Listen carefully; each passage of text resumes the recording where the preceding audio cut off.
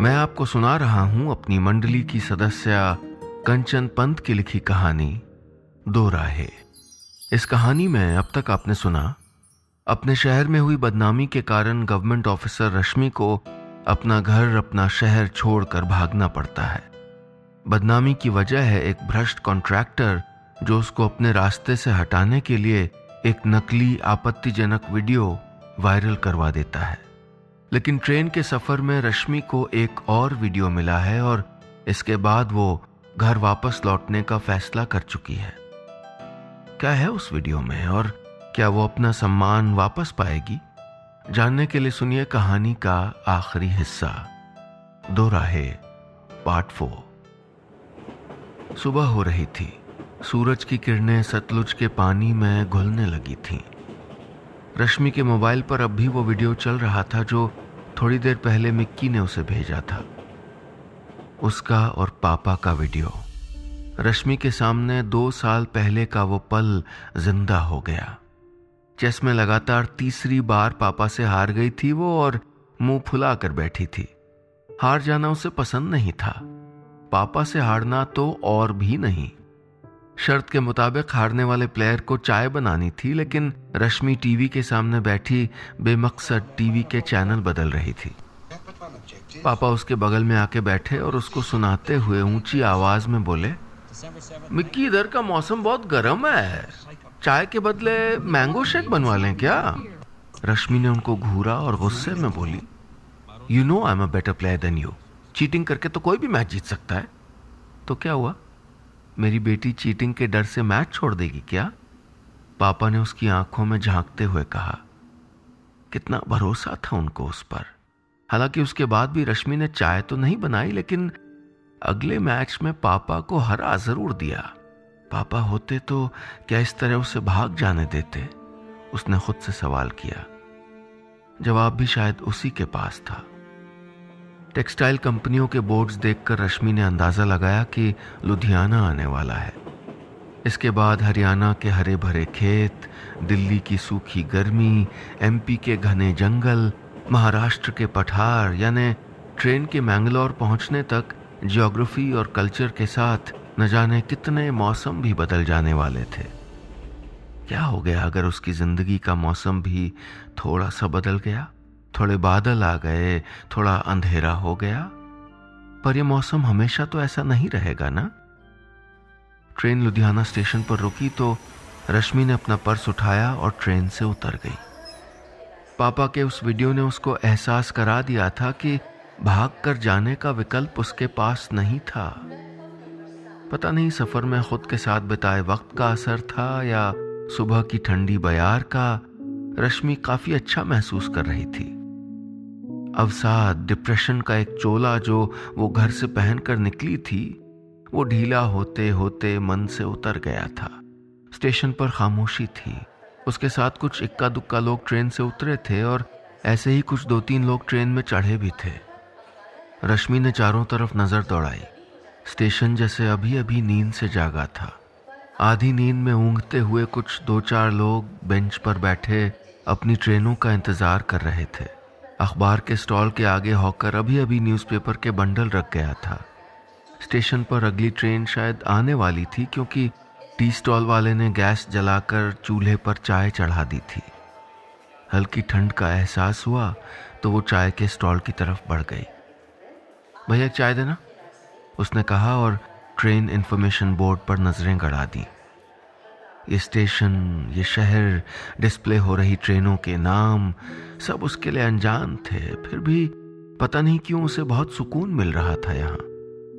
खुद पर भरोसा करने के लिए कभी कभी शायद सबसे दूर हो जाना जरूरी हो जाता है। बहन जी थोड़ी चाय। चाय वाले ने प्लास्टिक के सफेद कप में चाय उसकी ओर बढ़ाते हुए कहा। रश्मि ने चाय का कप पकड़ा और पूछा, उधमपुर के लिए ट्रेन मिलेगी यहाँ से भैया? हाँ जी, क्यों नहीं मिलेगी, 8:40 पे आती है, चाय वाले ने कहा और दूसरे कस्टमर में बिजी हो गया। रश्मि धीरे धीरे चाय गुटकने लगी। घर वापस जाने का फैसला कर लिया था उसने, लेकिन ये वो भी जानती थी कि ये लड़ाई आसान नहीं होने वाली। ठेकेदार बागती जिस तरह से उसके खिलाफ माहौल बना रहा था, पता नहीं वो उसका सामना कैसे करेगी। ट्रेन ठीक 8:40 पर आई और रश्मि ट्रेन में चढ़ गई।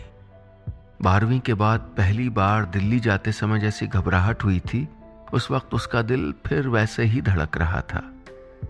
घर पहुंची तो जैसा उम्मीद थी, माँ और मिक्की दोनों परेशान थे, पर उससे उन्होंने कुछ नहीं कहा।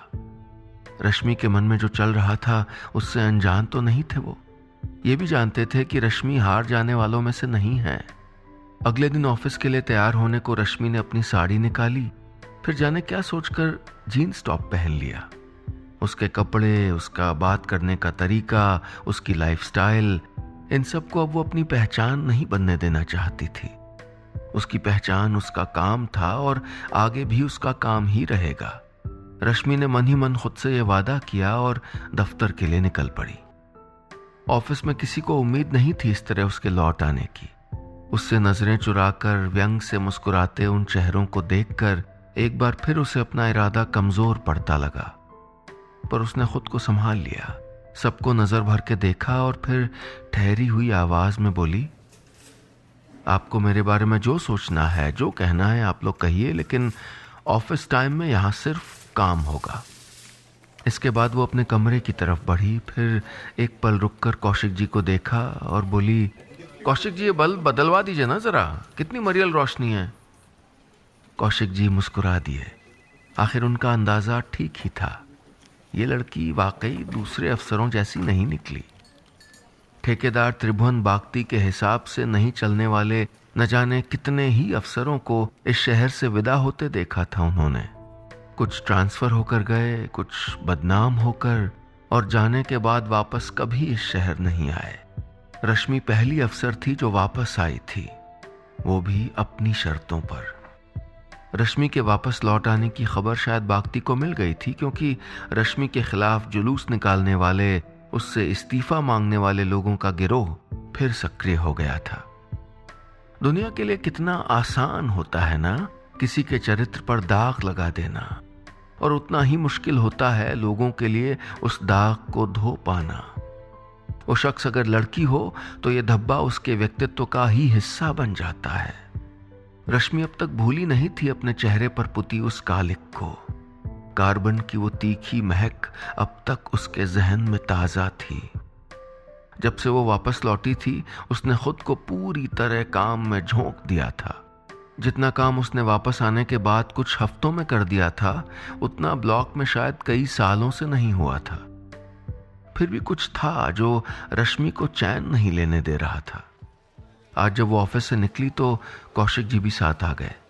दोनों स्टेशन पहुंचने ही वाले थे कि चौराहे के पास एक मोटरसाइकिल अचानक उनके पास आकर रुक गई। अरे ये तो वही वीडियो वाली मैडम है।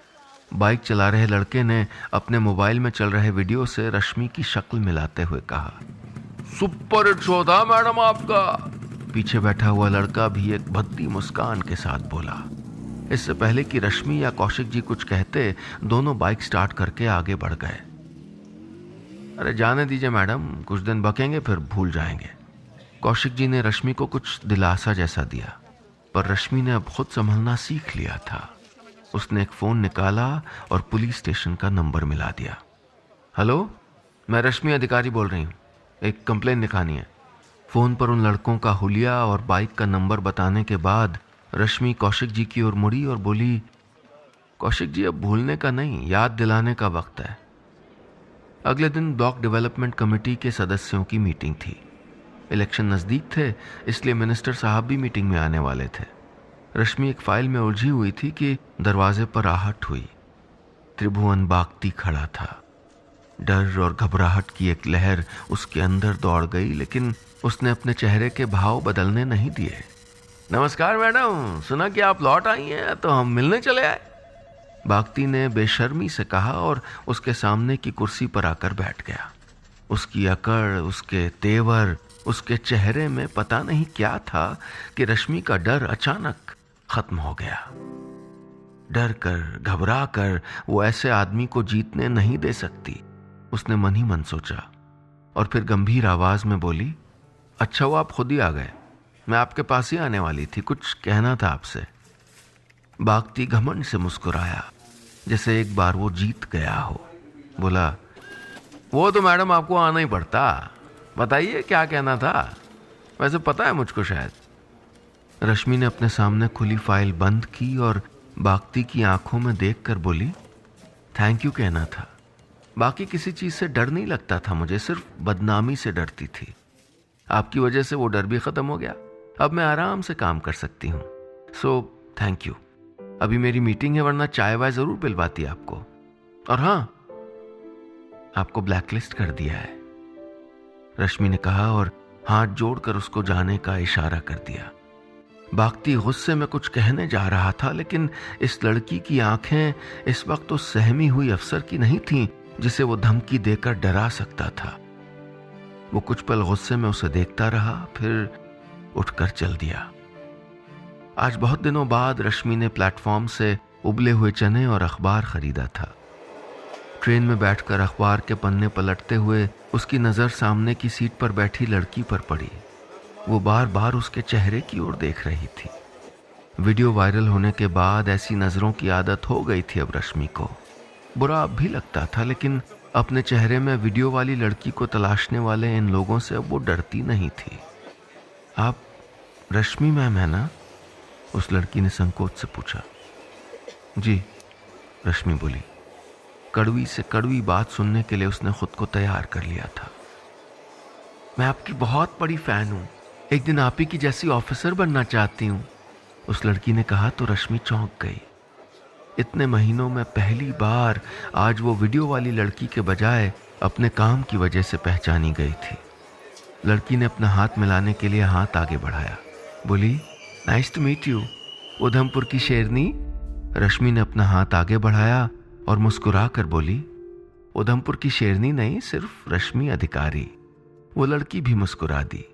रश्मि का स्टेशन आ गया था, पर आज जब वो ट्रेन से उतरी तो उसके चेहरे पर पहले वाली मुस्कान थी, वही आत्मविश्वास था। वो जानती थी कि बागती जैसे लोग अब उसे कभी नहीं रोक पाएंगे। बस इतनी सी थी ये कहानी।